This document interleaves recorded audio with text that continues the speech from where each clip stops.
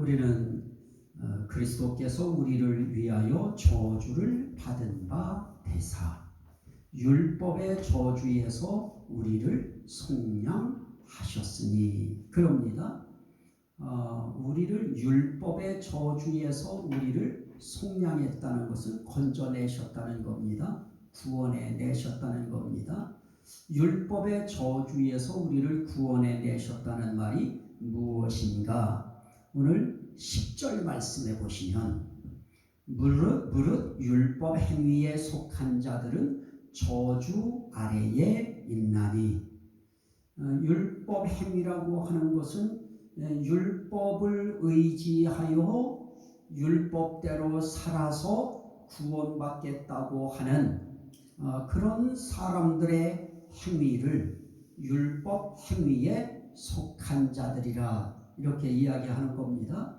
율법이라고 하는 것은 무엇입니까? 하나님께서 성경에 말씀해 놓으신 그 법률이 있습니다. 600가지가 넘는 630가지가 넘는 이런 기본법이 있는데요. 그 법을 지켜서 구원받겠다 하는 그런 행위를 가지고 살아가는 이런 사람들은 어디 아래에 있느냐? 저주 아래에 있나니. 하나님의 저주는 그 끝이 어디냐고요? 지옥이죠. 그건 멸망입니다. 그래서 성경에 우리에게 말씀하실 때 로마서 한번 보시죠. 로마서 2장 한번 보십시오. 로마서에 있는 말씀에 보면 이렇게 말씀해요. 로마서 2장에 13절 말씀에 12절 말씀에 보면 무릇 율법 없이 범죄한 자는 또한 율법 없이 망하고, 이 말은 뭐예요? 율법 없이 범죄한 자, 결국은 율법 없이 범죄한 자들은 어떤 사람들입니까? 이 율법이 있기 전의 사람들로부터 시작해서 율법을 알지 못하며 살다가 죽은 어떤 사람들은 이순신 장군은 구원받았나요? 이렇게 질문하는 사람도 있고요.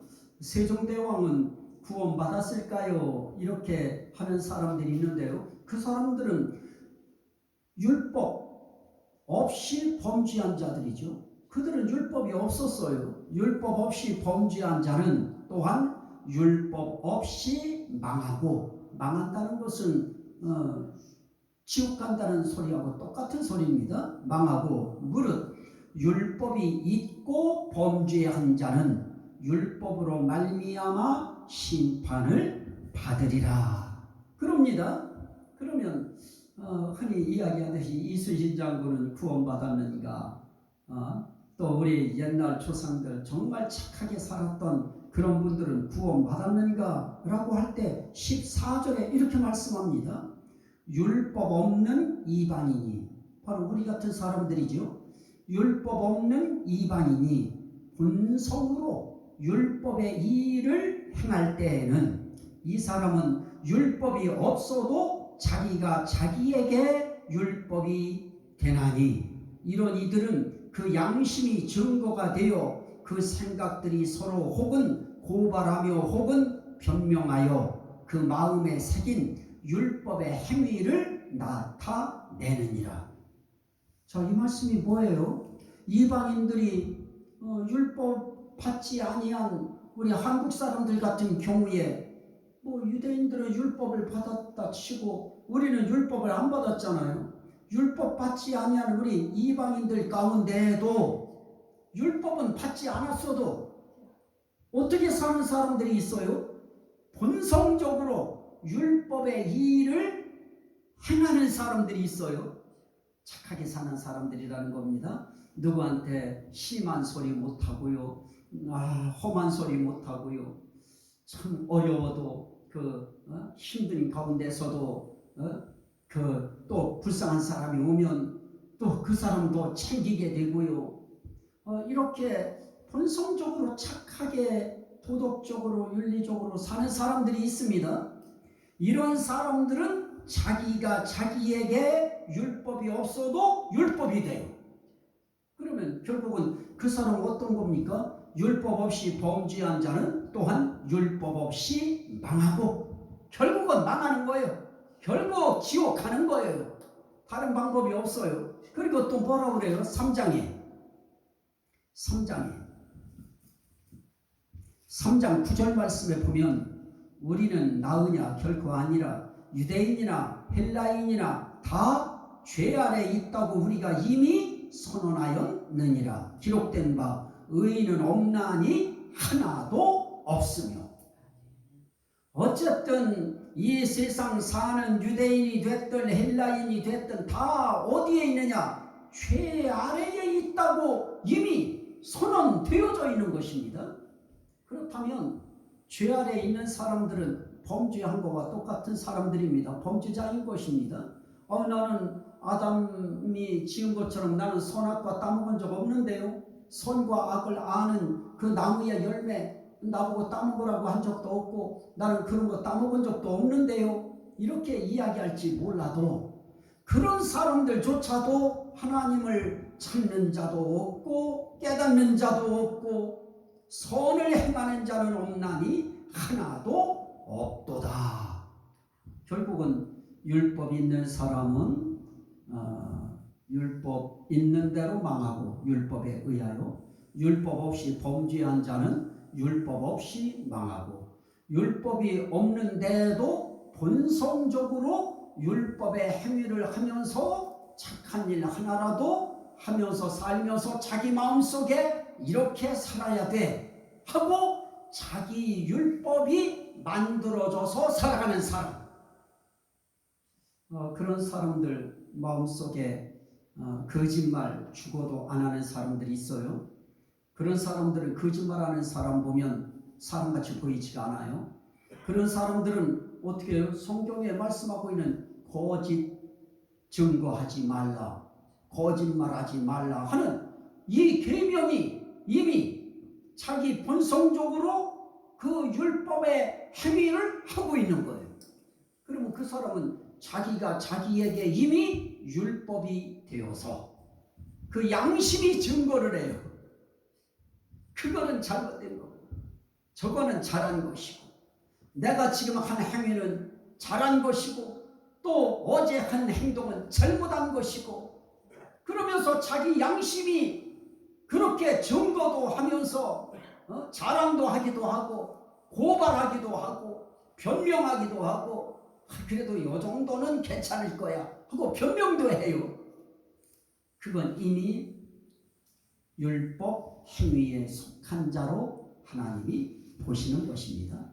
그렇다면 이 해 아래에 하나님 앞에서 망하지 않을 사람이 한 사람도 없지요. 그럼 결국은 모든 사람들이 다 어느 아래에 있느냐? 다 저주 아래에 있는 것입니다. 모두가 다 저주 아래, 전부가 저주 아래 들어가 있는 이런 사람들인데요. 그렇게 저주 아래 들어가 있을 때, 그럴 때 그 저주 아래에 있는 그런 사람들에게 하나님은 뭐라고 말씀하시느냐? 너희 갈 길은 정해졌다 하는 것입니다. 갈 곳은 한 군데라고 하는 것입니다. 그것은 심판받아서 내 영혼이 망하는 길입니다. 그러면 영혼이 망하는 것은 지옥 가는 길밖에 없는 것입니다. 그건 완벽하게 내 영혼이 망하는 것입니다. 그런데 거기로부터 우리를 건져주시고 속량해 주셨다. 그리스도께서 우리를 위하여 저주를 받은 바 되사 율법의 저주에서 우리를 속량하셨으니 기록된 바 나무에 달린 자마다 저주 아래에 있는 자라 하였음이라. 자, 그런데 성경은 이렇게 이야기해요. 로마서 3장 10절에서 뭐라고 하느냐? 오늘 그 갈라디아 3장 11절, 로마서 거기에 볼 것도 없어요. 3장 11절에 이렇게 말씀합니다. 또 하나님 앞에서 아무도 율법으로 말미암아 의롭게 되지 못할 것이 분명하니. 그러니까 우리가 착하게 살아서 난 착하게 살면 돼. 나는 남한테 험한 소리 하지 않고 남한테 나쁜 소리 하지 않고 남한테 나쁜 사람이라 소리 듣지 않고 난 착하게 내 양심 지키면서 살면 돼. 이렇게 이야기하는 그런 사람들의 말이 맞느냐? 그 말은 맞지 않습니다. 왜 그렇습니까?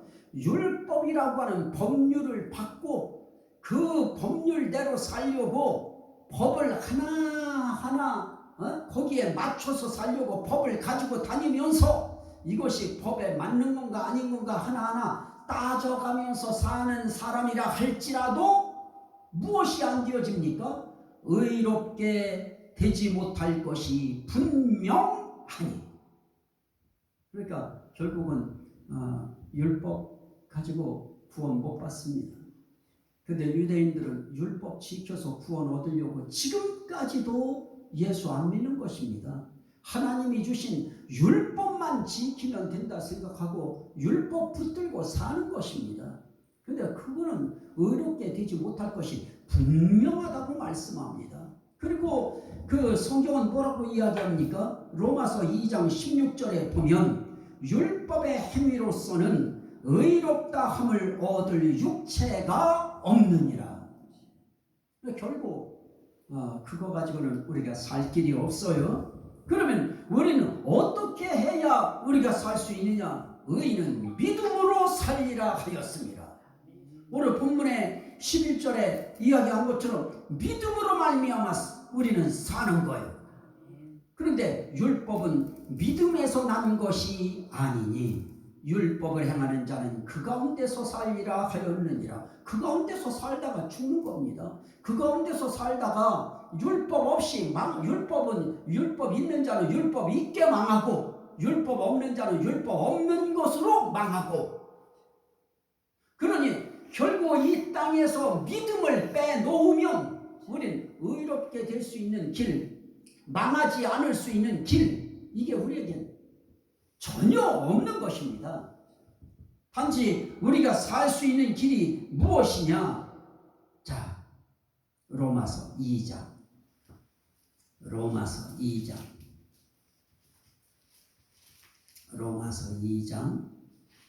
제가 읽도록 합니다. 로마서 2장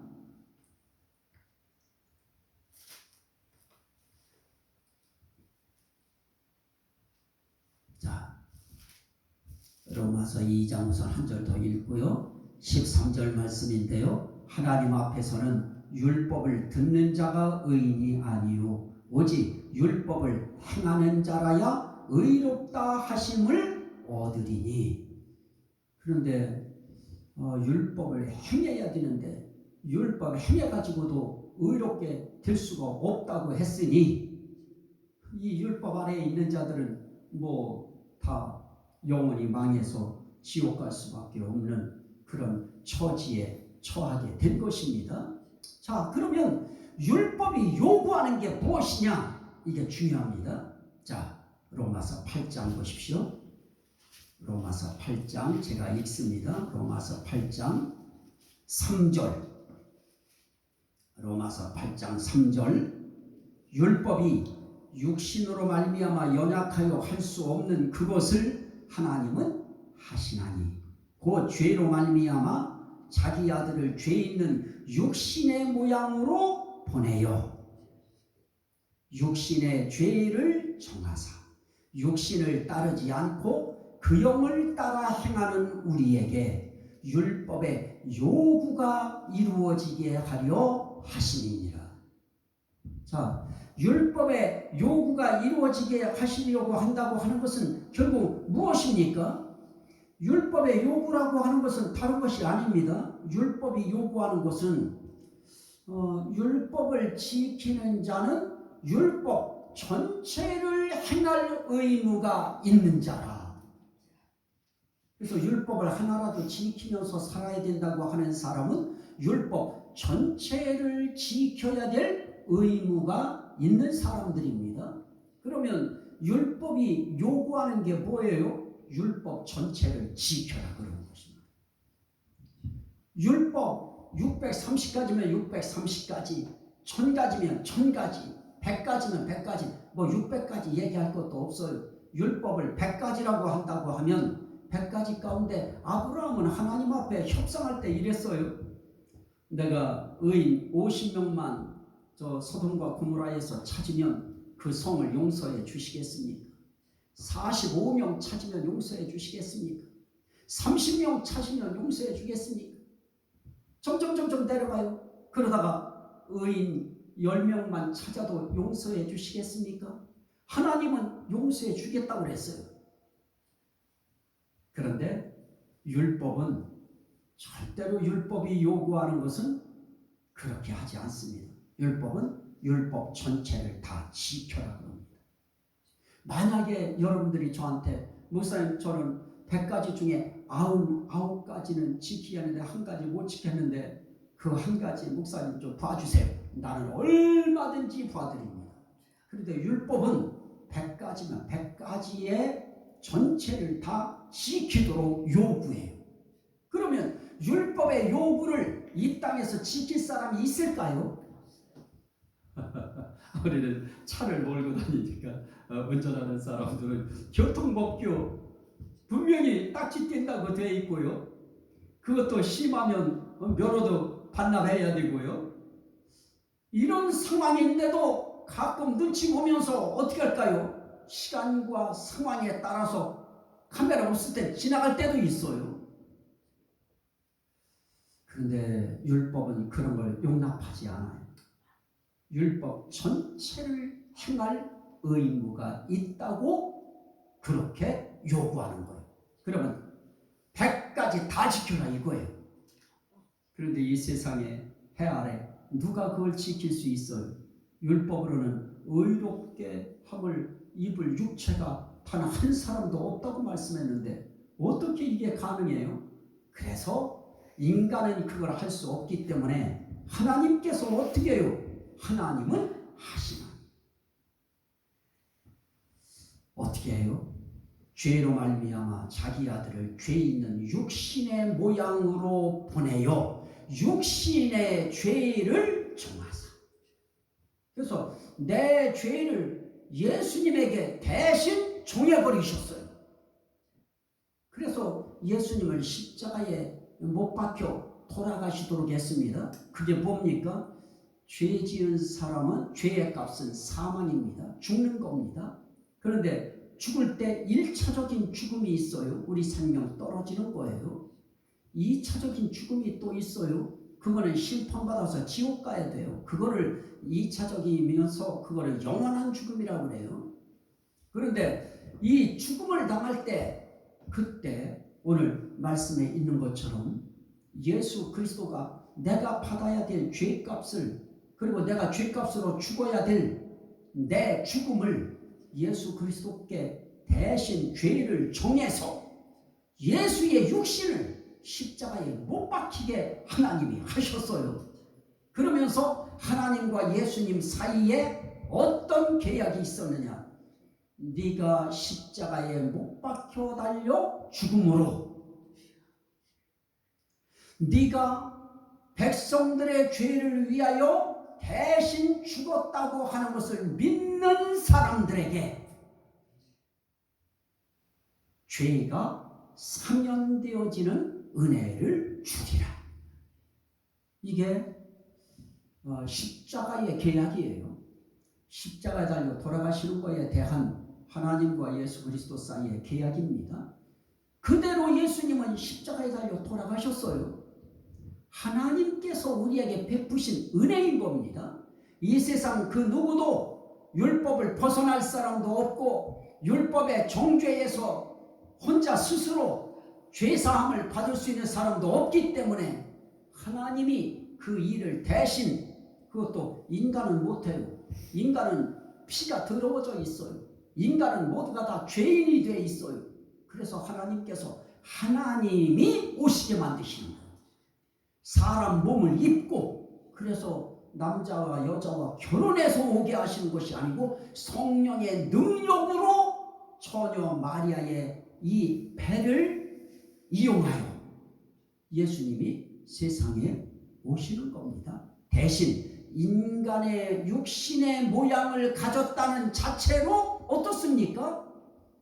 죄 있는 육신의 모양으로 세상에 보내서 그 육신의 죄를 정해놓으시고 십자가에 달려 돌아가시도록 하나님이 길을 만들어 놓으신 것입니다. 자, 죄를 정하사. 그러면 이제 문제는 뭐예요? 이제부터 4절 8장 로마서 8장 4절 육신을 따르지 않고 그 영을 따라 행하는 우리에게 율법의 요구가 이루어지게 하려 하십니다. 그런데 육신을 따르는 사람들은 어떤 사람들이에요? 육신을 따르는 자는 육신의 일을, 영을 따르는 자는 영의 일을 생각하나니 육신의 생각은 사망이요 영의 생각은 생명과 평안이니라. 그러면 육신을 따르는 사람들은 어떻습니까? 사망의 생각을 해요. 육신의 일을 생각해요. 그런데 육신을 따르지 않고 영을 따라 행하는 사람들은 어떻게 하느냐? 영의 일을 생각해요. 영의 생각은 뭐예요? 생명과 평안. 그래서 생각을 해도 이렇게 하는 거예요. 나는 우리 교회에 어떤 평안을 줘야 될까? 나는 우리 교회에 어떤 생명의 역할을 해야 될까? 나는 하나님 앞에 내 가정에서 어떤 평안을 위해서, 어떤 가정의 생명을 위해서 나는 존재해야 될까? 이거를 각자가 생각하는 겁니다. 그러면 영의 생각은 그렇게 생명과 평안을 생각하는 이런 사람들은 어떠하느냐? 그런 사람들은 그 사람들의 그 생각과 행동을 통해서 그러면 생각이 생명을 생각하고 또 평안을 생각하는 사람들이기 때문에 결국 생명이 역사하는 일을 할 것이고요. 평안하게 하는 일을 할 것입니다. 그 일 중에 가장 중요한 생명과 평안이 나타나는 그 일이 뭘까요? 영의 일, 예수 그리스도를 믿는 일입니다. 예수 믿는 것처럼 생명이 있고 예수 믿는 것처럼 하나님과 나 사이에 평안이 유지되어지고 예수 그리스도와 나 사이에 평안이 유지가 되어지고 또 예수 믿는 이런 신앙을 가진 사람들은 삶 속에서도 서로가 서로 사이에 평안을 유지하고 서로가 서로 사이에 생명을 유지하는 그 삶을 살아갈 수밖에 없는 것입니다. 이렇게 영을 따라서 믿음으로 살아가는 사람들의 삶 속에 뭐가 이루어지게 해요? 그 영을 따라 행하는 우리에게 율법의 요구가 이루어지게 하려 하심이라. 그래서 예수님이 십자가에 달려 돌아가셨으니까 난 됐어. 난 뭐 이제 끝난 거야. 해결됐어. 그게 아니고요. 이제는 영을 따라서 영은 항상 하나님의 말씀을 따라요. 영은 항상 믿음을 따라요. 그래서 예수 그리스도를 하나님께서 나의 죄를 위하여 육신의 모양으로 세상에 태어나게 하시고 그 육신의 죄를 정해서 십자가 달려 돌아가셨다는 것을 믿게 만들어요. 그래서 그 믿음 가지고 정말 하나님이 나 위하여 이런 일을 해주셨구나. 그리고 그 일에 예수 그리스도께서 불순종하지 아니하시고 순종하시고 그 뜻을 따라 그분이 십자가에 달려 나를 위하여 내 죄값을 치르시고 피를 흘리셨구나. 예수님 고맙습니다. 하나님 고맙습니다. 그러면 입에서 나와야 될 게 뭘까요? 하나님 사랑합니다. 예수님 사랑합니다. 하나님 믿습니다.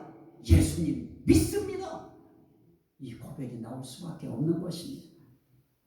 그걸 영으로 행하는 자라고 이야기하는 것입니다. 그런 자에게 율법의 요구가 이루어지게 해요. 너는 율법이 이루어졌다. 너를 향한 이 내 율법이 모든 요구가 너의 그 행실은 다 이루어졌다. 너에겐 내가 더 요구할 게 없다. 그래서 율법의 요구가 이루어지게 함으로 율법이 나를 향하여 더 이상 요구할 게 없어요. 그러면 이제 우리는 어떻습니까? 우리의 길은 생명의 길이고 영생의 길이고 구원의 길로 들어서는 것이다 하는 것입니다. 자, 오늘 이 말씀 우리 한번 하나님 앞에서 고백해야 됩니다. 우린 모두가 율법을 지켜서 의롭게 될 사람이 한 사람도 없었다고 하는 것을 믿으시면 아멘 합시다. 그 가운데에 나도 포함되면 아멘 합시다. 그런데 이렇게 율법으로도 의롭게 될 수 없는 이런 우리의 처지를 아시고 하나님이 은혜를 베푸사 자기의 독생자 예수 그리스도를 사람의 모양으로 세상에 보내서 죄 아래 나게 하시는 거예요. 그리고 그 육신의 죄를 정하여 십자가에 달려 돌아가게 하심으로 오늘 여러분들의 죄를 십자가에 못 박게 만드신 거 믿으시면 아멘 합시다. 그렇게 되어지면 율법은 어떻게 되어지느냐? 율법의 요구가 이루어져요. 그러면 하나님도 더 이상 율법을 통하여 우리에게 요구할 것이 없어지므로 저와 여러분들은 생명과 평안을 얻을 수 있는 구원의 길로 쑥 들어가는 것입니다. 이 사실을 믿으면 아멘 합시다. 우리의 아멘이라고 하는 고백 하나가 우리로 하여금 율법의 요구가 이루어지게 만들고 우리로 하여금 생명과 평안의 나라 천국에 들어갈 수 있게 하시는 것입니다. 그 은혜가 임한 사람들 이제 교회에서 또 사회에서 해야 할 일은 나는 생명 역사를 위하여 평안의 역사를 위하여 살리라. 거기까지 갈 때 그 사람을 참 그리스도입니다.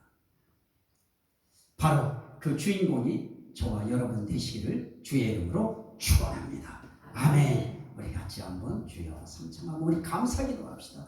하나님 나에게 이런 귀한 은혜를 입혀주셔서 예수 그리스도를 믿음으로 율법의 요구가 이루어질 수 있도록 그리해 주시니 감사합니다. 주여 삼창 기도합니다. 주여